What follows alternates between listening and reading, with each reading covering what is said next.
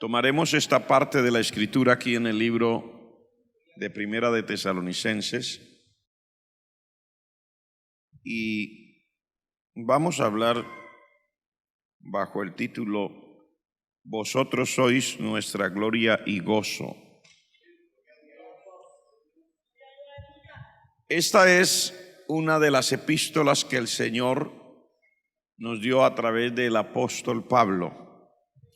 Este mensaje de Dios para la iglesia, para nosotros, para los creyentes en Cristo Jesús, está relacionado también con la experiencia de la iglesia que quedaba ubicada allí, en Tesalónica. Así se llamaba la ciudad, Tesalónica, y tesalonicenses pues es el gentilicio. Estas personas en Tesalónica habían tenido una experiencia maravillosa con Cristo. El día que ellos recibieron al Señor, dice la palabra, recibieron la palabra como es, palabra de Dios y no de los hombres. Y ellos tuvieron el privilegio de recibir esta palabra a través de hombres de Dios sinceros, como el apóstol Pablo y sus compañeros. Usted dirá, bueno, a mí me hubiera gustado recibirla también a través del apóstol Pablo. Bueno, así pensaron los que estaban en el tiempo del apóstol Pablo. Les hubiera gustado recibirlo a través de Elías o a través de Eliseo. Cada uno de nosotros siempre, al estar viviendo nuestro presente, pensamos que otras personas de Dios en otro tiempo tenían mayores privilegios o eran mejores que nosotros, pero no, el Señor nos dice que Elías era como nosotros. O sea, Elías, si viviera ahora, era como nosotros. Y usted también le encontraría defectos y diría cosas de Elías. Gloria al nombre del Señor. Pero gracias a Dios, ya Elías no está para que usted piense mal de Elías. Ahora está usted. Alguien podría pensar mal de usted, pero no importa que piensen de usted, lo que importa es lo que Dios piensa de usted. Y los hombres y mujeres que Dios ha usado a través de la historia, llámese David en su época, que era un sencillo pastor de ovejas y que fue rechazado por eso, llámese José, que era el menor, o no era el menor, pero el penúltimo de sus hermanos, y que sus hermanos no lo querían porque se la pasaba soñando. O Moisés, que también su propia hermana y su propio hermano se le opusieron por su matrimonio, porque se casó con la persona que a ellos no les gustaba. Y así sucesivamente usted encontrará que en cada época estos grandes personajes, grandes hombres o grandes mujeres de Dios, eran personas de carne y hueso como usted y como yo. Y tenían algo que probablemente no encajaba en la manera como otros los vieran a ellos. Lo importante aquí es que estas personas eran sinceros con Dios. No quiere decir que eran perfectos, no. Perfecto no hay sino uno, el Señor. Pero eran sinceros y buscaban ser lo mejor posible para el Señor. Hombres y mujeres que en su gran anhelo rindieron sus vidas para el Señor, como Dios espera que nosotros también las rindamos para Él. Si nosotros no hacemos esa claridad, pensaríamos que nosotros no somos como ellos y no podemos rendir como ellos. Y por eso le estoy haciendo la aclaración. Sí, nosotros somos como ellos y podemos rendir como ellos. La palabra del Señor dice que Elías era como nosotros. Los apóstoles eran como usted. Aunque usted sí que dice, no puede ser. Sí, Señor, los apóstoles eran como usted. La Biblia dice que un día el Señor Jesucristo los invitó a orar y cuando vino los encontró durmiendo a todos. O sea que se podrían quedar dormidos en cualquier momento en un culto de oración. Eran gente como usted y como yo. Hasta peleaban por ahí, bueno, no peleaban, ¿no? Pero, o sí. No sé cómo le quiera llamar usted. Pero sí, entre ellos a veces tenían sus momentos críticos. Por ejemplo, un día vinieron dos de ellos sin decirle a los demás para ganarles y le dijeron al Señor: Señor, mi mamá le quiere pedir una petición. A ver, señora, diga, yo quiero que mi hijo, cuando tú vengas en tu reino, el uno se siente a la derecha y el otro a la izquierda, pero calladito sin decirle a los demás. Y ya el Señor les dijo que no era posible lo que ellos pedían. Y pasa el momento, pero dice, cuando los otros 10 lo oyeron, comenzaron a enojarse contra esos. O sea, siempre había esos momentos donde el uno siente que el otro quiere tomar ventaja, y no era que quisieran tomar ventaja, solo querían el puesto de la derecha y el de la izquierda. No es que fueran ventajosos, ¿no? Pero querían el de la izquierda y el de la derecha, o sea, primer ministro y ministro de Hacienda. Gloria al nombre del Señor. Así somos todos. Pero esta gente era sincera, sinceros servidores del Señor, y trajeron la palabra de Dios como es en verdad la palabra del Señor. Porque déjeme decirle que la naturaleza de la palabra de Dios no tiene que ver con la naturaleza del portador de esa palabra de Dios. Son dos cosas totalmente diferentes. Y es ahí donde hay personas que se equivocan. Por eso algunas personas no pueden recibir el mensaje de la palabra de Dios. ¿Por qué? Porque ellos no hacen la distinción entre la naturaleza del portador de esa palabra, o sea, del que la lleva, y la naturaleza de la palabra misma de Dios. Cuando usted y yo venimos a escuchar a Dios, a su palabra, tenemos que entender la naturaleza de la palabra del Señor.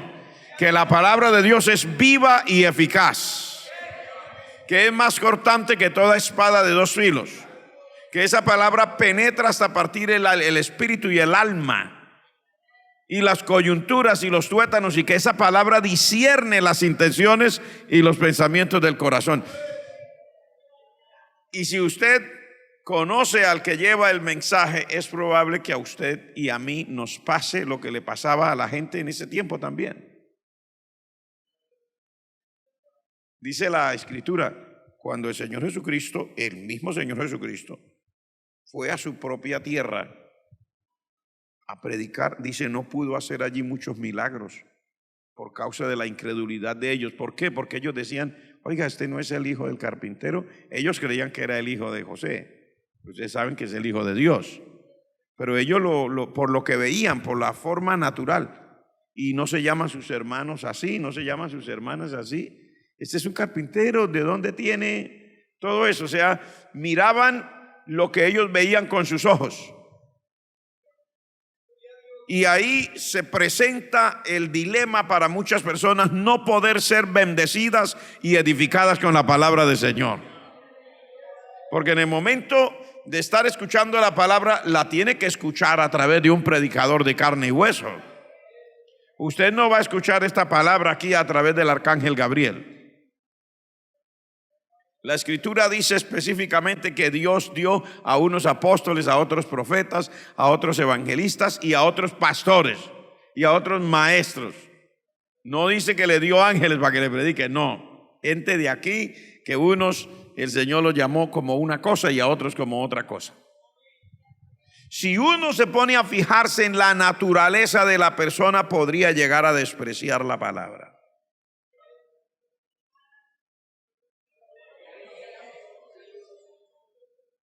De hecho, las grandes crisis que tuvo el pueblo de Israel en el desierto fueron precisamente porque ellos miraban a Moisés y Aarón. Y entonces, como Moisés y Aarón eran de carne y hueso, ellos veían lo que creían que eran los defectos de Moisés y Aarón, y entonces no recibían la palabra y se rebelaban contra Moisés y Aarón. Y contra la palabra que les daban Moisés y Aarón. Por ejemplo, el día que les dice Moisés, ¿verdad? Que le sirvan al Señor y que manda a los espías y van, y cuando llegaron de regreso, la gente no quería ya más la tierra prometida, a pesar de que Dios les había dicho, mire, les doy la tierra que juré a sus padres, a Abraham, a Isaac y a Jacob. Esa es la tierra, entren ahí que yo se la doy, ustedes van a conquistar. Pero ellos, cuando vinieron los espías, que la mayoría de esos espías, los 10, dijeron que no podían, todos los demás se rebelaron y decían, designémonos un capitán y regresémonos para Egipto. Olvidémonos de este Moisés y olvidémonos de este Aarón. O sea, es muy difícil cuando las personas se ponen a contemplar la naturaleza del que lleva el mensaje de la palabra de Dios. Es muy difícil para la persona recibir el mensaje como es, puro. Por eso cuando usted viene a la casa del Señor, tiene que primero adorar al Señor. Digo, tiene que adorar a Dios. Y cuando ya se acabaron los cánticos, tiene que seguir adorando al Señor. Y uno no oye la palabra del Señor para juzgar según lo que conoce del predicador. Uno tiene que oír la palabra de Dios, como dijo el Señor, como un niño, con sencillez. Amén, hermanos. Es una lucha, no es solamente para ustedes, ha sido la lucha eterna de todos los creyentes en el Señor. Una lucha permanente. Miramos al predicador y si es en una iglesia, pues en una iglesia el que predica más continuamente es el pastor de esa iglesia. Miramos al pastor, le conocemos los defectos, conocemos que es una persona de carne y hueso y podríamos perder lo que Dios nos quiere dar sencillamente porque al momento de estar oyendo la palabra nos ponemos a mirar al pastor o al predicador. Pero aquí el apóstol Pablo, cuando el Señor le inspira y está hablando a través de él para los tesalonicenses, él no les habla de esa manera. Cuando usted mira este pasaje, usted entiende que hay en el apóstol Pablo unas ansias y no les está nombrando a los tesalonicenses ningún defecto. Mire cómo le dice: hermanos, estamos separados de vosotros por un poco de tiempo, de vista pero no de corazón, y tanto más procuramos ver vuestro rostro, por lo cual quisimos ir a vosotros. En el verso 1 del capítulo 3 dice: por lo cual no pudiendo soportarlo más. ¿Qué es lo que no podían soportar? El deseo de ver a los hermanos tesalonicenses. Esto nos demuestra a nosotros que sí podemos vernos como Dios quiere que se vea. Usted tiene que ver a la iglesia no como algunas veces las personas cuando quitamos la mirada del Señor y nos ponemos a mirar a la gente, tenemos problemas. No solamente cuando miramos al predicador, igual el predicador, ¿cómo ve a la iglesia? El líder, ¿cómo ve a la iglesia? Yo como creyente, ¿cómo veo a la iglesia? Hay gente que ve a la iglesia no con los ojos que Dios la ve.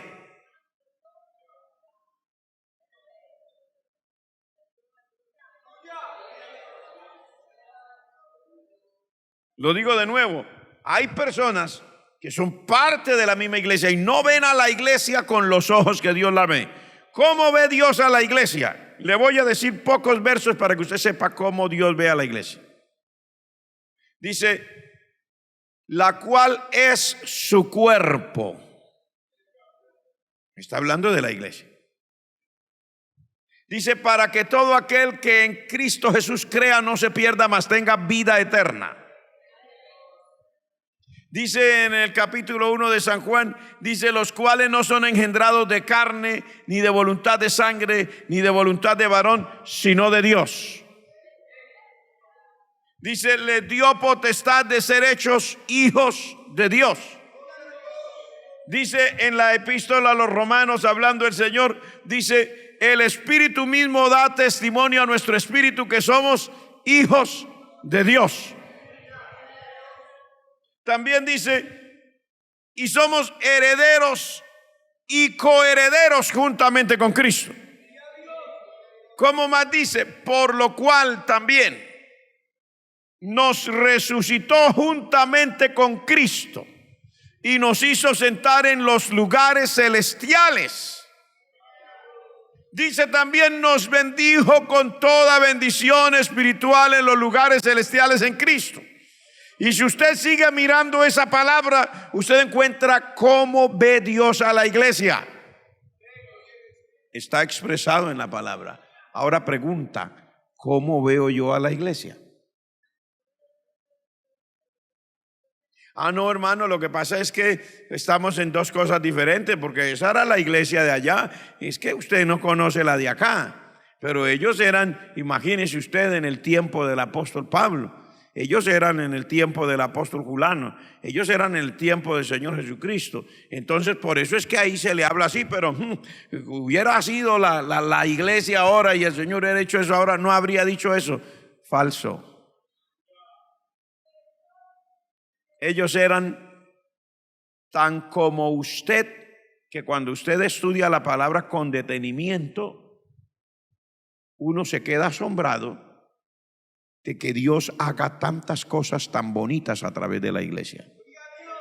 ¿Y por qué Dios hace cosas tan bonitas a través de la iglesia, tan poderosas a través de la iglesia? Porque Dios no ve a la iglesia como usted y yo a veces queremos verla. Queremos verla con los ojos humanos, con los ojos materiales, a mirar la parte natural de cada hermano, a mirar su capacidad o su vida emocional, etcétera, etcétera, y dejamos de mirar la obra que Dios ha hecho en esa persona que nosotros a veces no queremos mirar. Nosotros le miramos los defectos que vemos con estos ojos. Dios habla de lo que Él ha hecho por nosotros en Cristo Jesús. Para Dios lo real no son sus defectos. Para Dios lo real es lo que usted ha recibido en Cristo Jesús.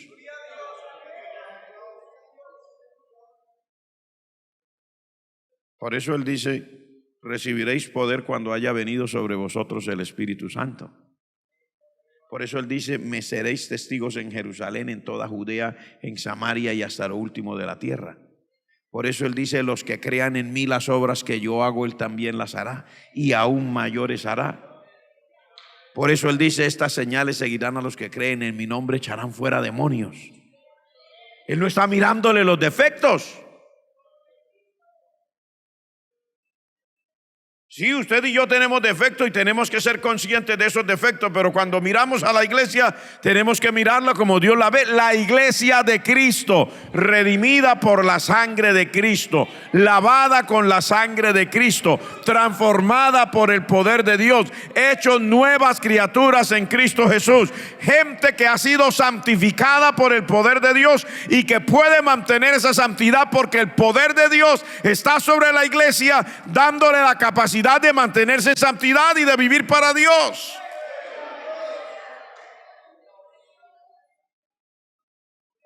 Amén. Es probable que algunos de nosotros digamos, no, pero es que qué diferencia, es que, y algunas veces decimos que en esta iglesia no hay amor. ¿Usted ha oído esa expresión alguna vez? Levante la mano el que alguna vez ha oído esa expresión, en esta iglesia no hay amor. Yo levanto las dos. Comencé a servir al Señor en mi vida cristiana cuando tenía 5 años de edad. Mi padre era pastor. En aquel tiempo se estaban iniciando nuestras iglesias del Movimiento Misionero Mundial en Colombia. Ahora el Señor ha expandido esta iglesia del Movimiento Misionero Mundial en este país hasta unos números que uno se queda asombrado. Y toda mi vida la he vivido, mi niñez, mi adolescencia, mi juventud, toda mi vida la he vivido dentro de la iglesia. Y he oído esa expresión no solo aquí, la he oído aquí, la he oído allá, la he oído más allá, la he oído en el país, la he oído fuera del país, la he oído de personas que dicen ser sabios, la he oído de personas que dicen que no saben nada. Pero los seres humanos siempre tenemos la tendencia a mirar a la iglesia en sus defectos.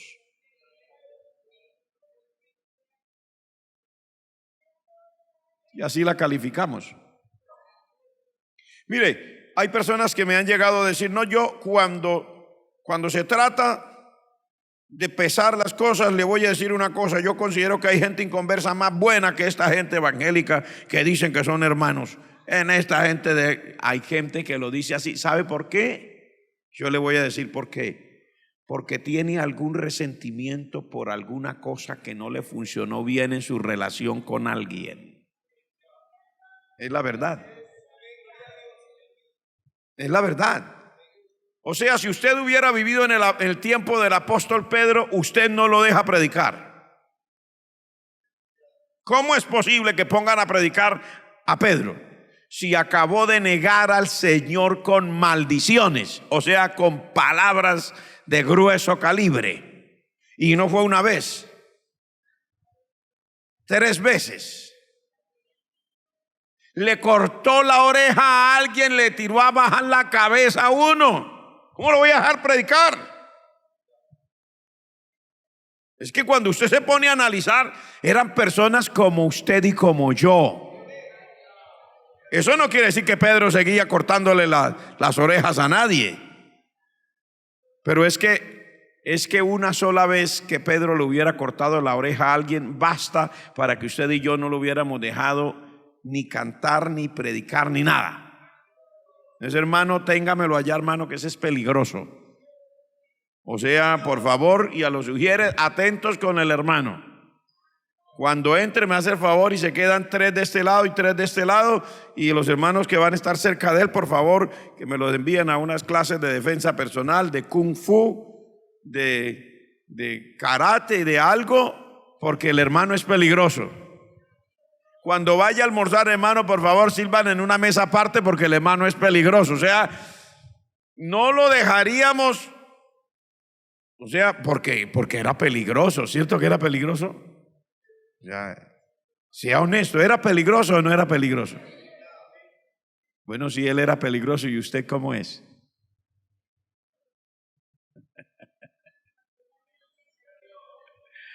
O decimos, por ejemplo, de Tomás, incluso cuando estamos predicando, decimos de Tomás.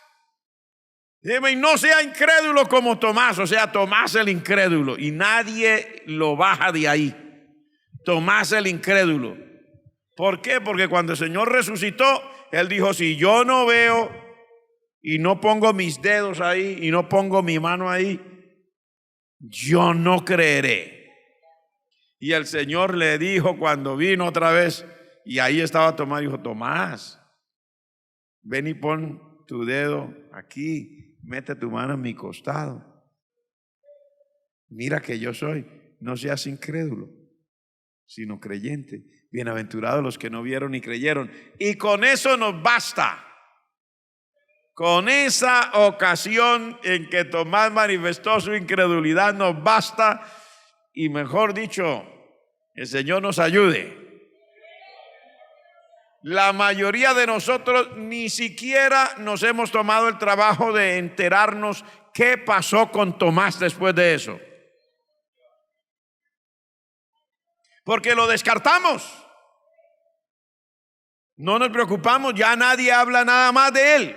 Porque realmente está descartado. Pero cuando usted se entera de las cosas, cómo estos hombres de Dios, después de caer en cuenta de sus flaquezas, después de caer en cuenta en el caso de Tomás de su incredulidad del momento, dijo, ay Señor mío, Dios mío.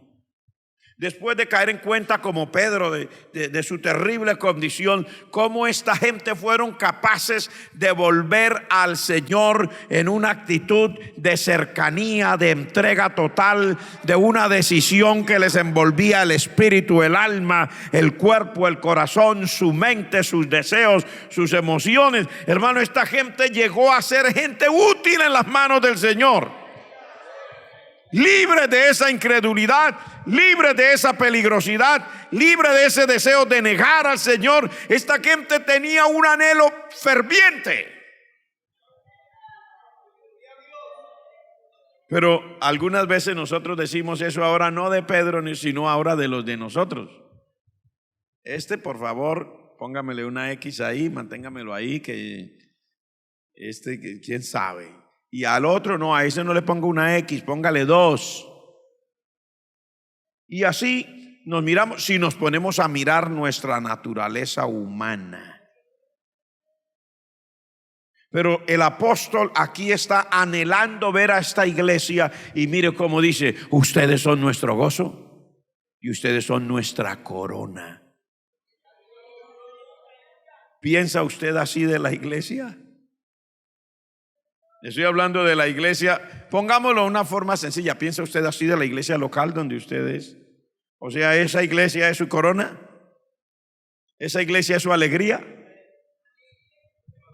Oh, Dios mío, yo estoy aquí porque no hay yo más para dónde ir, porque no, Dios mío, no me puedo perder, aquí estoy porque si no, dicen como algunos que están casados. Le dicen a la esposa o al esposo: yo estoy aquí ya porque no hay de otra. Yo estoy aquí por los hijos. Yo estoy aquí por las hijas. O la señora: yo estoy aquí porque no quiero quedarme en la calle. No tengo casa mía propia, mi nombre propio. Y si no, ya lo había dejado. O sea, tienen otras razones secundarias por estar ahí. Pero el apóstol Pablo no dice: yo estoy ahí porque no tengo nadie más, no tengo iglesia para pastorear. No, yo quiero verlo porque ustedes son mi gozo y ustedes son mi corona. Qué aprecio, qué manera de verlo. Gloria al nombre del Señor. Oh, si el Señor nos concediera aprender a ver al cuerpo de Cristo como se debe ver. Gloria al nombre del Señor. No como algunas veces nosotros pensamos, en una manera natural, terrenal, humana y carnal, pero verlo desde el punto de vista de Dios. Somos, hermanos, redimidos por la sangre de Cristo. El Señor Jesucristo dice de la iglesia: ustedes son la sal de la tierra. Eso dice el Señor. Ustedes son la luz del mundo. Eso dice el Señor. Ustedes son la novia de Cristo. Eso es lo que dice el Señor. Se puede regocijar usted en ser parte de la iglesia y puede ver a la iglesia como un cuerpo de hermanos bendecidos que llegan a ser la corona suya. Usted dice: yo me glorío en la iglesia. Porque es lo que dice aquí. Mire, se lo voy a leer. Y estas expresiones que están aquí no están puestas en vano, pero es para analizarlo. Dice: porque ¿cuál es nuestra esperanza, o gozo, o corona de que me gloríe? ¿No lo sois vosotros?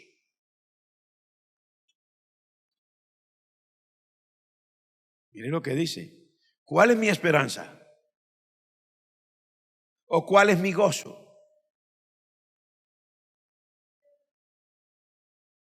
¿O cuál es mi corona de que me gloríe? ¿No son ustedes? Qué bueno, gloria al nombre del Señor. ¿Cuántos pueden referirse de corazón? No por el momento, no ahora. No porque está escuchando la predicación, sino porque en realidad así es. Usted se refiere a la iglesia y a todos los que usted ve, al que compone el liderazgo, al pastor de la iglesia, a los hermanos de los grupos de aseo, a los que están de ujieres, a los de la escuela dominical, a los que nos ayudan con la enseñanza de la escuela de idiomas. ¿Y cuántos ven a la iglesia como eso? Mi gozo, mi corona. Yo me glorío en estos hermanos. Es una gente buena. ¿Lo puede ver así?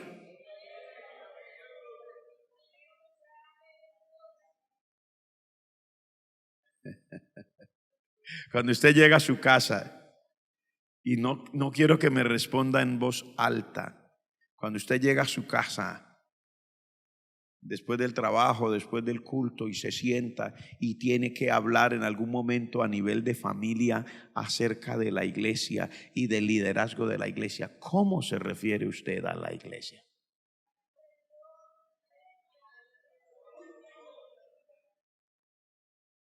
¿En qué términos?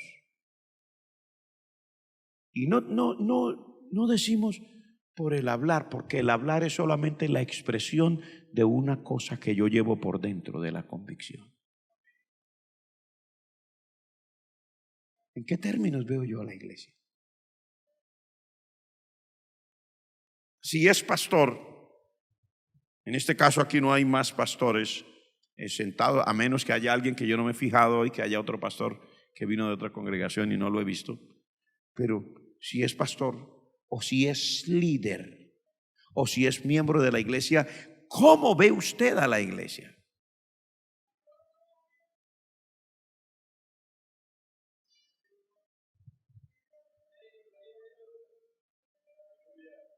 Gloria a Dios.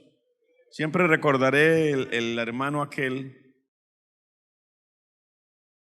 que es para un ejemplo.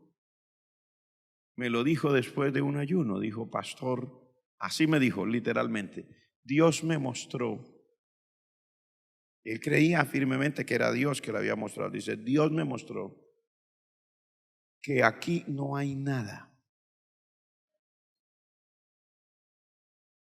que esta iglesia, cuando eso no teníamos propiedad, no va a tener propiedad, que esta iglesia no va para adelante sino para atrás, que esto se va a acabar. Me dijo todo lo que él creía que Dios le había mostrado después de un ayuno. Yo qué podía decirle, pues gracias, Dios lo bendiga. Pregunta: ¿es cierto eso? No. ¿Por qué sabemos que no era cierto? Porque la iglesia no ha ido decreciendo, sino el Señor ha ido añadiendo los que deben ser salvos. Porque no era cierto que el Señor no le iba a dar una propiedad, le dio una propiedad, incluso la ensanchó. Es que una cosa es lo que nosotros vemos con estos dos ojos, con estos dos, y otra cosa es como Dios ve a la iglesia. Levante la mano el que está entendiendo en esta noche. La iglesia de Cristo. En este caso estoy refiriéndome a la iglesia local, pero estoy refiriéndome a cualquier iglesia local en cualquier parte del mundo igual. La iglesia de Cristo es un cuerpo redimido por la sangre de Cristo. Y es un pueblo al que Dios ama. No es un pueblo malo. Puede tener defectos, pero no es un pueblo malo. Dios lo llama en su palabra los santos. Usted diría: pastor, ¿los santos? Sí, Dios dice en su palabra los santos.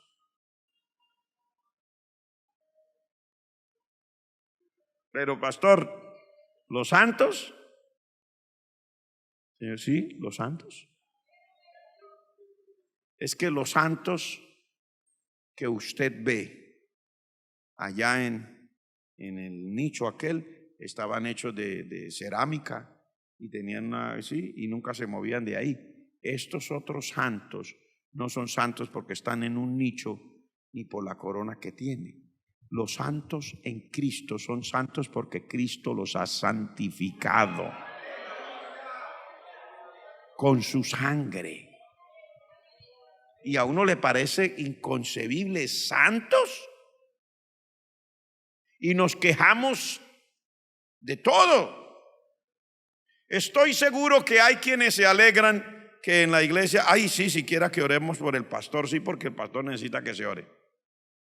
Estoy seguro que hay quien se alegra. Y estoy seguro que hay quien se molesta. Bueno, ¿y qué? ¿Es que ya lo endiosaron o qué? Todas las noches que yo oigo que oren por el pastor, si es en el día también oran por el pastor. Y Señor bendiga al pastor, Señor. Ya, basta ya. Tanto que, ¿y por qué no oran por el otro? ¿Y por qué no han orado por mí? ¿Y por qué no dicen? O sea, siempre habrá quien le caiga bien algo y siempre habrá quien no.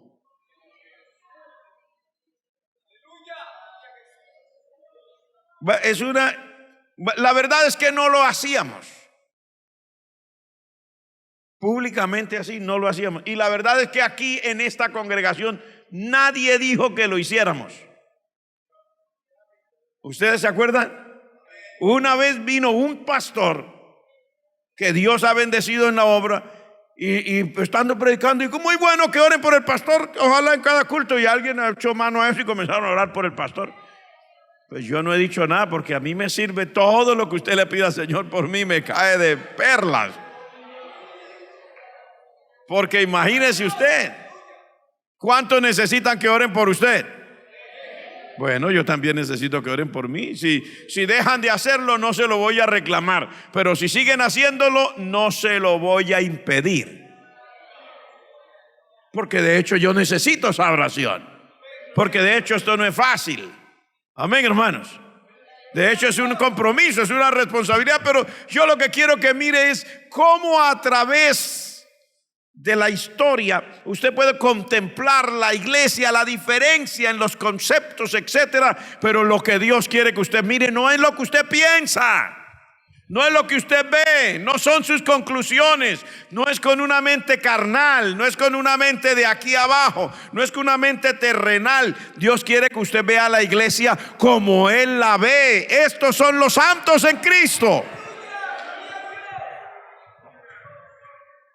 Y no son los santos en Cristo porque ya no tienen ningún defecto, no son los santos en Cristo porque Cristo los ha santificado.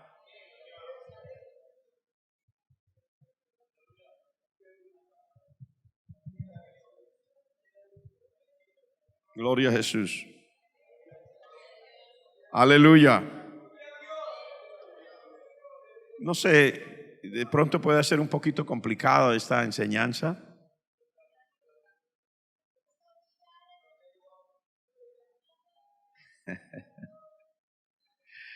Yo cuando hablo de estas cosas me río. Digo, caramba, qué luchas estaremos teniendo allá sentados. Uy, el pastor mejor no hubiera hablado de eso, Dios mío. Pero esta era la parte que tocaba hablar para hoy. No es que yo la busqué para aplicarse, no, esa es la que tocaba para hoy. En el orden de este estudio, hoy llegábamos ahí. Y tocaba decirlo. Así veía el apóstol, porque así quiere Dios que veamos a la iglesia. Así tendría usted que sentirse de bien con la iglesia local donde usted asiste. No estarle buscando los defectos, sino mirando las bendiciones que ese pueblo ha recibido. No sea así que resultemos imitando por eso es que algunos hogares están tan mal. ¿Por qué están tan mal? Porque las esposas y los esposos no están mirando las bondades de su cónyuge, sino solo los defectos de su cónyuge. Que mi esposa no sabe barrer. Ay, Dios mío. Hay dos maneras de remediarlo si su esposa no sabe barrer. Primera, enséñale a barrer, si es que no sabe. Segunda, barra usted. No, yo prefiero enseñarle a. Sencillo. Pero hay personas que nunca van a mejorar su relación en su hogar precisamente por eso, porque no están mirando, no buscan con lupa las cosas hermosas que pueda tener su cónyuge. Aquellas, ¿cómo se llama? Cualidades, propiedades, a veces ni siquiera buenas, sino magníficas. Una vez estaba hablando con una señora que estaba llorando, ay, yo no puedo más con ese garaje, yo no, ay, es que con fulano, ay, no, y yo le digo, bueno, pues diga pues, oh, pastor, es que ese no habla, parece un bloque de hielo, ese señor, no, y qué más, no, pastor, eso no le da a uno, mejor dicho, ni como esa inspiración, no es cariñoso, no trae tarjeta el día del cumpleaños, no. Bueno, y uno sigue y eso, hay unas razones tremendas que casi quieren hablar de divorcio. De pronto uno llega a tocarles el punto ya más allá y dice, bueno, pastor, la verdad es que en eso sí él no tiene nada uno que quejarse. Se le cuento que es un hombre muy responsable, en eso sí no hay nada que decir. En esta casa nunca hemos aguantado hambre, ese señor trabaja y trae la platica para la casa. Y sigue uno mirando y dice, bueno, pastor, la verdad es que tampoco hemos vivido mal, porque este señor, desde que nos casamos, era con la idea que una casa, hasta que la compró y vivimos en una casa que gracias a Dios es el Señor. Y cuando se pone a mirar, entonces, ¿cuáles son las razones para divorciar? No, porque no le trae la tarjeta. Sencillo. Llame por teléfono a una de esas que venden tarjetas. Me puede enviar una tarjeta marcada a nombre fulano y tal, se la traen.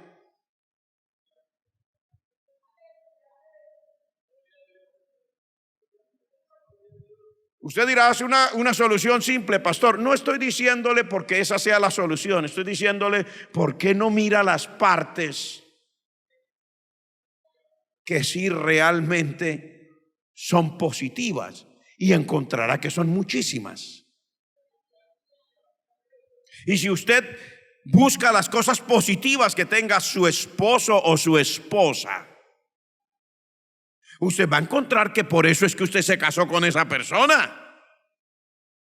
Pero ahora, ¿para qué está buscando los defectos? Probablemente para tener la excusa por qué ahora no quiere vivir con la persona. Porque necesita justificarlo. Igual pasa con un miembro de la iglesia. Cuando mira todas las cosas buenas que tiene la iglesia, es para decir, me siento contento, me siento gozoso, tengo el privilegio de pertenecer a una iglesia, gente lavada con la sangre de Cristo, gente que tiene vida eterna, gente que quiere servir a Dios como yo, gente que escucha la palabra de Dios, gente que viene a los cultos de oración, gente que cuando no puede venir al culto de oración viene a una vigilia, gente que cuando no viene a la vigilia está en un ayuno. Y mira, porque sí, hay falencias que pueden haber en una iglesia. Cuénteme una iglesia que todo lo tenga ya perfecto y cubra todas las necesidades aquí abajo.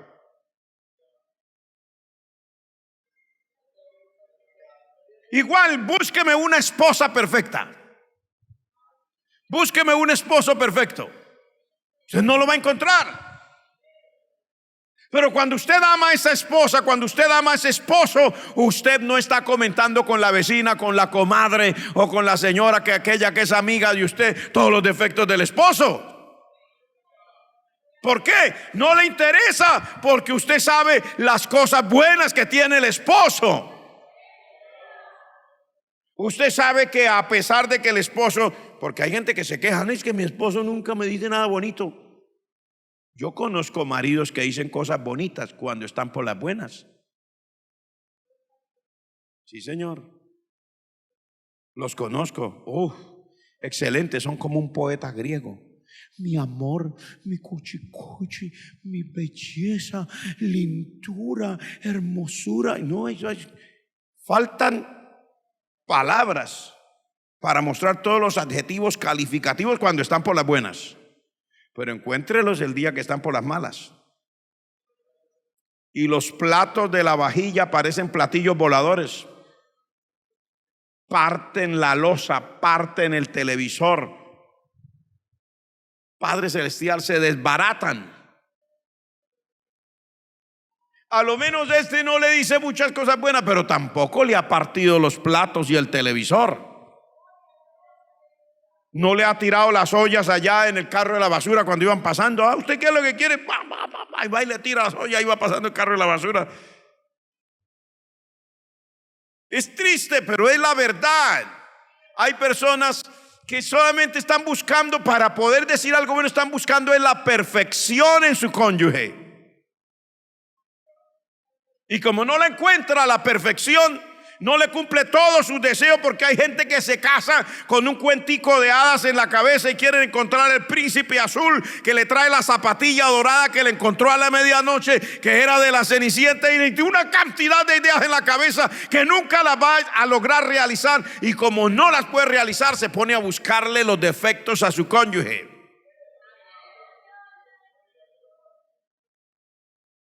Pero cuando usted analiza, usted encuentra que esa esposa o ese esposo tienen cosas buenas que fueron las razones por las que usted se casó. Y cuando llegó frente al altar, aquí a cada rato hacemos matrimonio, usted promete sí, usted amén. Y usted, sí, ¿tienen aquí alguna muestra? Sí, présteme. Hasta le piden a uno el micrófono. ¿Me permite que le quiero cantar un cántico a mi amada, a mi amado? Algunos hasta escriben en un rollito así de pergamino todas las cosas que le quieren decir ese día frente a Dios, frente al ministro y frente a toda la congregación. ¿Y a dónde se fue eso? ¿Cómo se diluyó? ¿Por qué todo es malo ahora? No es cierto que todo es malo, que cuando uno no quiere ver las cosas buenas, se encarga de buscar los defectos para encontrar la excusa. Su esposa no es tan mala como usted dice, joven.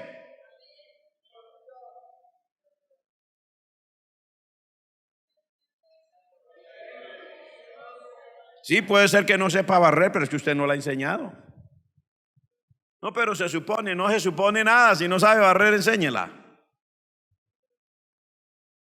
No, es que no sabe cocinar, cómprele un libro. Yo ahí en la librería hay cantidad de libros con 100 recetas para hacer comidas santanderianas, 200 recetas para hacer comida paisa. Eso es lo que hay, libros. Cómprele uno o págale un cursillo. Por allí hay unas instituciones que le enseñan. Pero ¿y por qué no habla de lo bueno? ¿Por qué no dice las cosas bonitas que tiene esa señora? Que esa señora es cariñosa con usted, que nunca le ha dejado decir mi amor, que nunca le ha dejado, porque es una persona así, es una señora que tiene ese estilo. Hay otras señoras que no son así, hay otras señoras que son, usted sabe que santanderiano es santanderiano. Otra señora que le sirven el almuerzo y dice a María, bueno, mijo, ¿va a comer o no? Le dice mijo, pero le hace un reclamo. Es que esta señora... Sí, pero ¿por qué no mira que esa señora va y le lava toda la ropa, aunque usted es mecánico? Esos blue jeans cuando ya están llenos de grasa y toda la demás, usted los tira y caen de pie. Quedan así los blue jeans. Y esa señora los lava y le pone la ropa ahí limpia y de todo. Es sencillamente santanderiana. ¿Y qué podemos hacer si así somos nosotros? Tantas hormigas, tanto ají, tanta guayapanela, nos vuelven así. Pero mire las cosas buenas. Ahora, ya para terminar, ¿por qué no mira lo bueno que tiene la iglesia? Porque en vez de quejarse uno y de mencionar la iglesia como un cuerpo de creyentes que no funcionan, ¿por qué no mira lo bueno que sí tiene ese pueblo de Dios?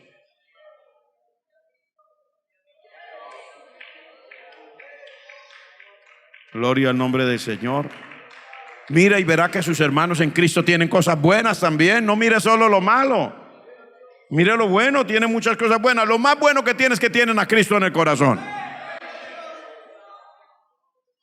Y eso, pero aparte de que tienen a Cristo en el corazón, usted verá que hay personas, hermanos, que uno se queda asombrado. Y eso que dicen que aquí no hay amor.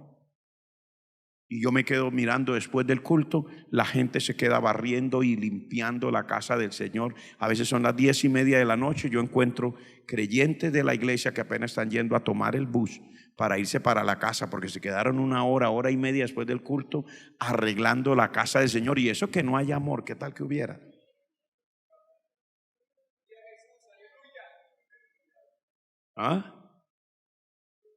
Porque no mira las cosas bonitas que el Señor le ha dado a la iglesia. Cuando yo he encontrado en las construcciones una volquetada de arena, una volquetada de lo que sea, de grava, de lo que sea, y usted ve, hermano, 7, 8 metros, una hora, la gente sudando, con palas, con todo, corra, traiga, lleve. Cuando trajeron los pisos, como en 1 hora y media, habían toneladas de cerámica subiendo por ese edificio. Esa es la gente que uno dice que no tiene amor. ¿Qué tal si tuvieran? ¿Por qué dice que no tiene amor si a los niñitos de nosotros les dan clases en la escuela dominical y hasta se aguantan a los papás? Porque a veces el problema no solamente de los niños, los papás.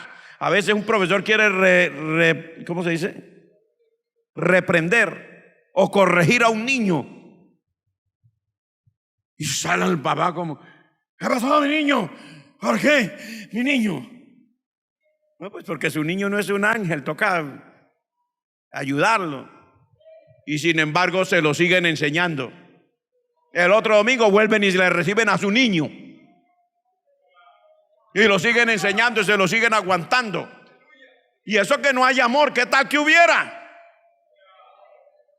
Y los hermanos que hacen la actividad todos los domingos cocinan para 200, para 180, para los que se necesite. Y eso que no hay amor, y no cobramos, y servimos, y recogemos las mesas otra vez y volvemos. Y eso que no hay amor, ¿qué tal que hubieran? Mira y verá que si somos un pueblo bendecido con la gracia de Dios. Levante la mano el que dice amén, pastor, somos un pueblo bendecido. Yo lo que quiero decirle en esta noche es: aprendamos a mirar con los ojos de Dios al pueblo del Señor. Y en los hogares aprenda a mirar con los ojos de Dios a su cónyuge y verá que le va mejor. Puestos en pies.